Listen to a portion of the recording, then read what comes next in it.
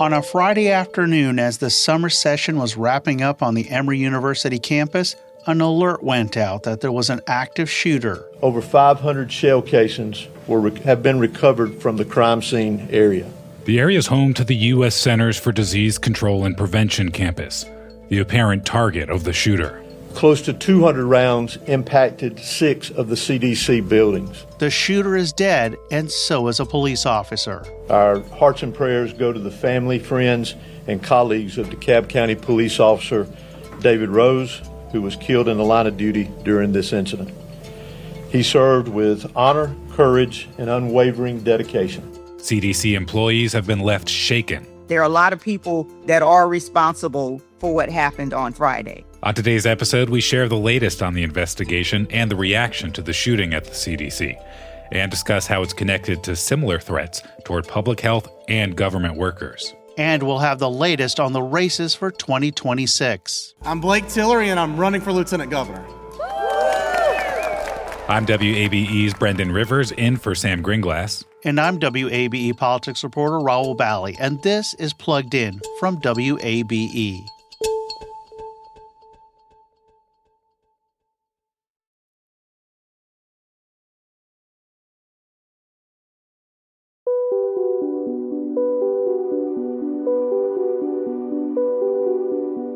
Hey, Brendan, thanks for jumping into the hosting chair as Sam takes some time off. Happy to do it and to give Sam a chance for a well-deserved break.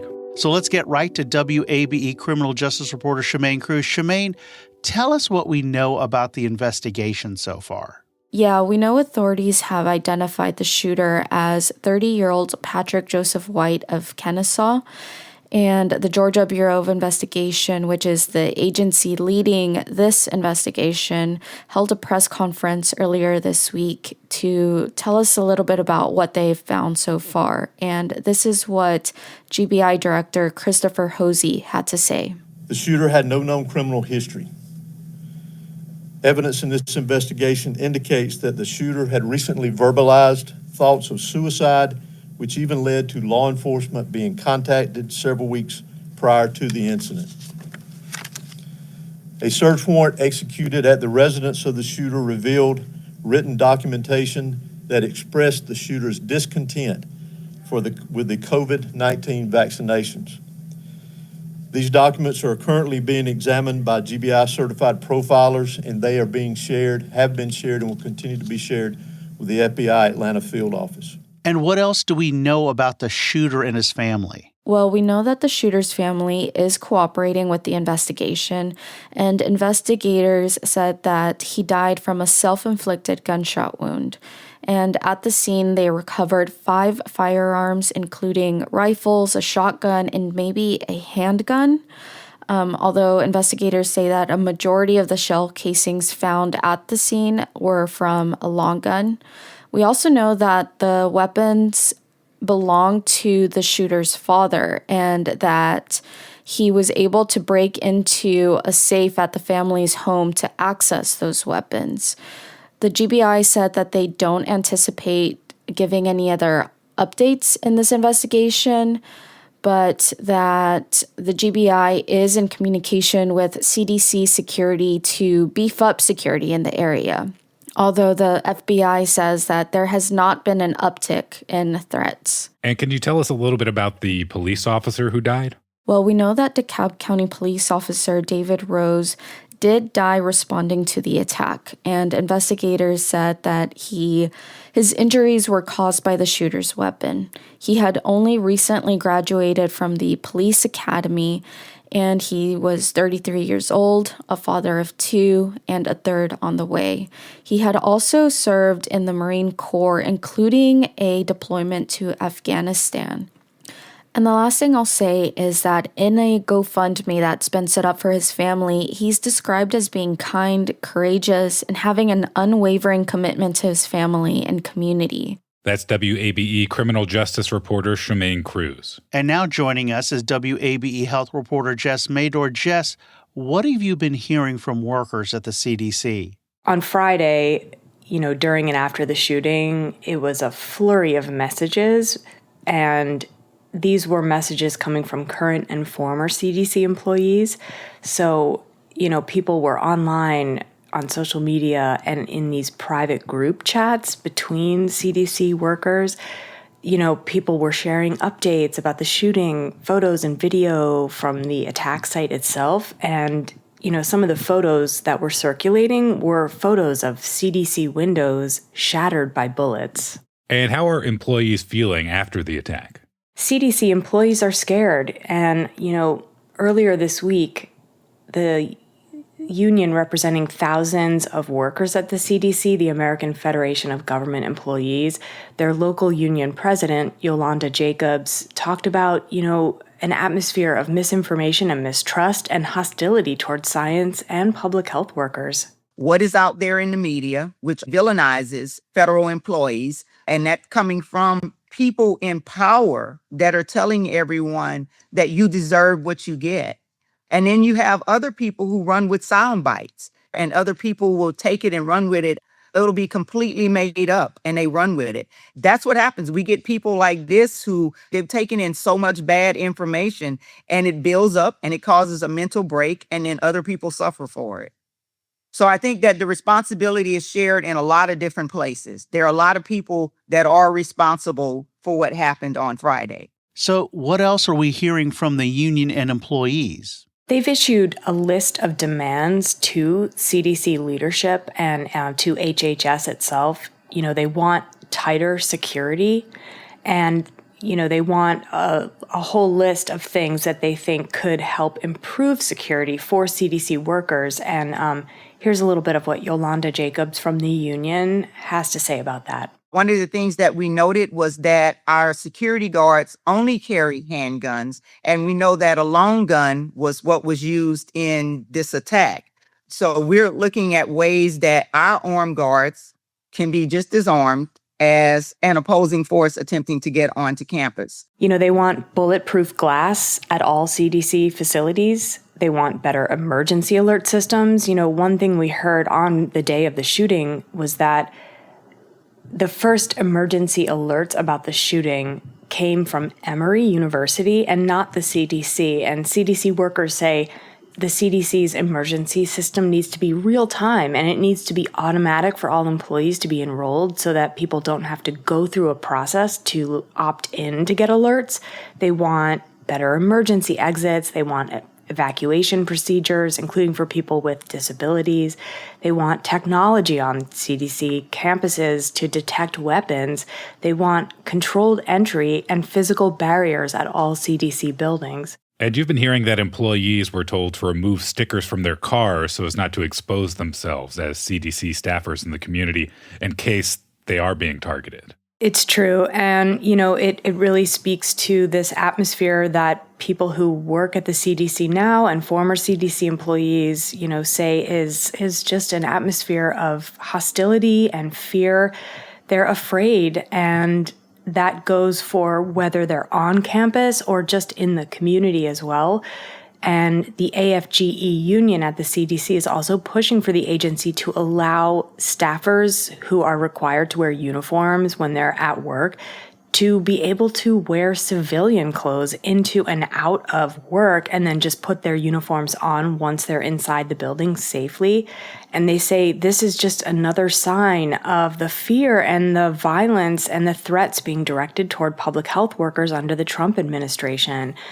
And U.S. Health and Human Services Secretary Robert F. Kennedy Jr. spoke publicly after the shooting. He did an interview with Scripps News. Here's a little bit of what he had to say. I'd say that we don't know enough about what the motive was of this individual, but people can ask questions without being penalized. So, Jess, what else did he say in this interview with Scripps News? Well, it was a wide-ranging interview, but one thing that we didn't hear was RFK Jr. denounce misinformation about the COVID vaccines as CDC employees were hoping.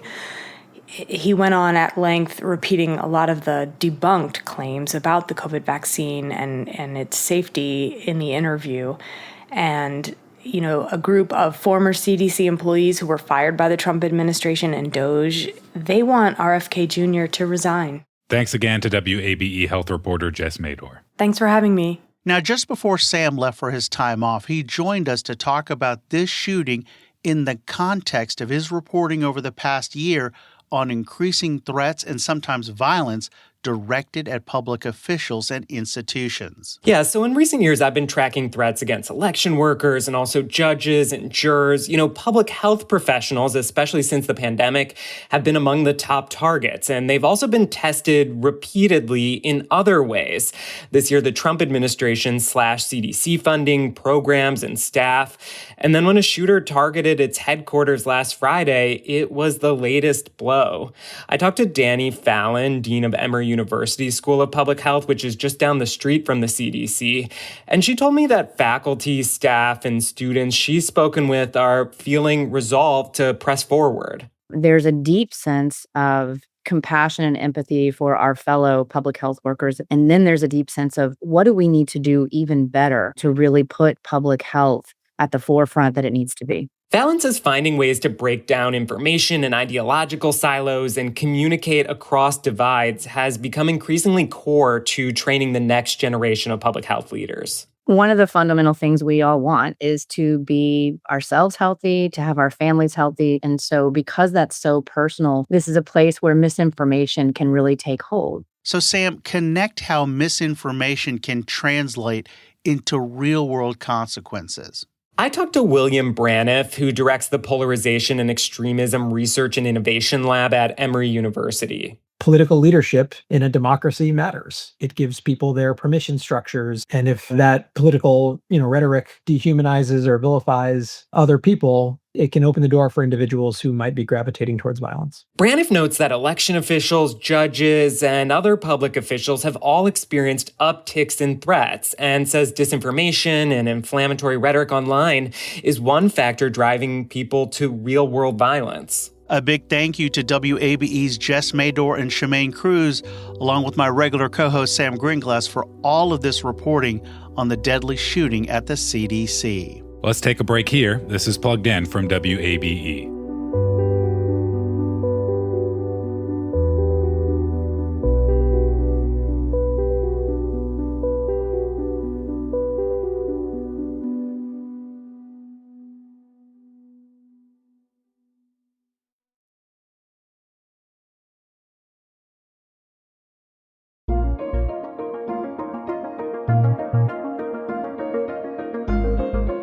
Welcome back to Plugged In from WABE. All right, Rahul, it's been another week, and we've got another round of candidates who've announced that they're running for office in 2026. That's right. Most notably this week are two Republican candidates for lieutenant governor. The first one was a name we were expecting for some time, and someone who our audience has heard on this show. For you to take the time out of your afternoon to come here and join us means more to me than I can ever relate to you. So thank you so much for being here. I'm Blake Tillery, and I'm running for lieutenant governor. Tillery is a Republican state senator from Vidalia and someone I've covered a lot. He's the chairman of the Senate Appropriations Committee. He's held that position since 2020. It's one of the key committees overseeing the now roughly $40 billion state budget. His campaign launch was at the state capitol, heavy on topics that you've heard from other Republicans. But I did want to talk about one that I really haven't heard from candidates. When conservative voices were being silenced by debanking, I stood up and fought back. And even though that proved to be a losing battle in this chamber, it proved to be a winning issue for Georgians. And we've seen President Trump now adopt that position.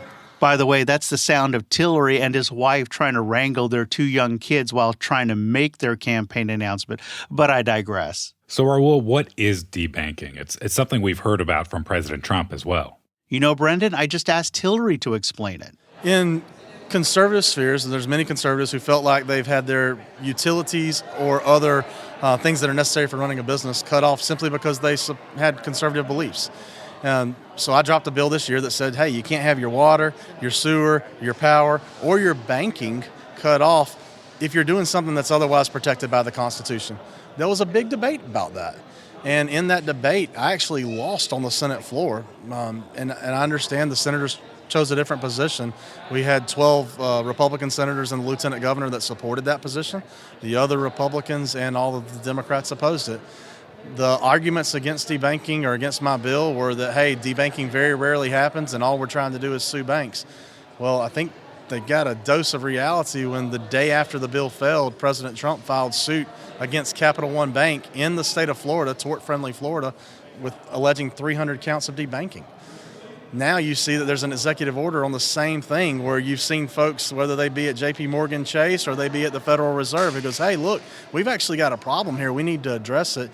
You shouldn't use the fact that you can close someone's bank account legally as an ability to shut off their speech.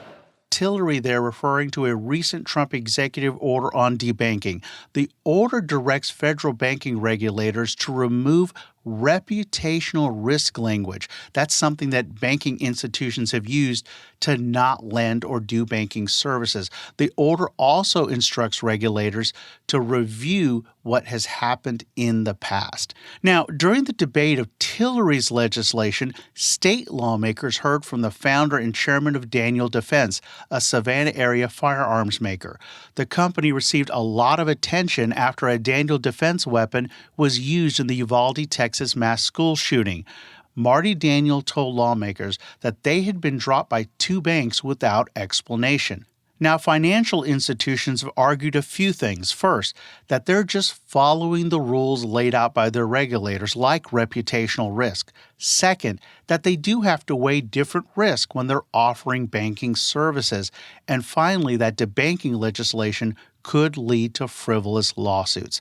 Things to watch here, Brendan: the fallout from the president's executive order on debanking and whether Tillery's legislation makes a return during the next session. Okay, let's get back to the race for lieutenant governor. It is starting to look a little bit crowded, Rahul, and we're seeing a lot of notable names jump in. Yeah, Tillery's the fourth state senator to jump into this race. Remember, the lieutenant governor is the president of the state senate, which means current Lieutenant Governor Burt Jones gets to decide which bills get a final vote on the Senate floor, and he makes key committee appointments, including the chair.